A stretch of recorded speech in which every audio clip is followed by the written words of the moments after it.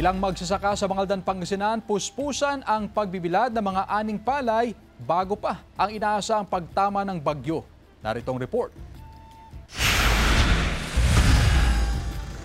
Sinamantala ng ilang magsasaka ng Barangay Bantayan, Mangaldan, Pangasinan ang mainit na panahon ngayong araw upang magbilad ng kanilang palay. Hinahabol nilang patuyuin ang kanilang produkto bago manalasa ang paparating na bagyo. Hinahabol namin kasi may bagyong parating kaya para hindi masira. Bagong ani raw ang mga palay. Hindi raw naani noong Setyembre dahil sa epekto ng mga nagdaang bagyo. Halos 100 na sako ng palay ang kailangan daw nilang ibilad. Kaya problema raw nila kung paano gagawin dahil sa magiging epekto ng paparating na bagyo. Nasa 20% pa ng palayan sa Luzon ang hindi naaani. Ayon sa Samahang Industriya ng Agrikultura o SINAG. Hindi talaga pwedeng basta-basta harvestin ngayon. Magpa-fall siguro ng 3rd to 4th week of November. Yung mga iba kasi baka pwedeng early harvest siguro. Payo ng SINAG sa mga magsasaka na mag-harvest pa lang ng kanilang mga palay. Mas maganda yung mga mag-harvest. Unahin na nila yun. Kausapin yung mga may dryer facility para at least maani na yung mga stocks nila. Kasama si Daryl Peralta, Sandy Salvacio,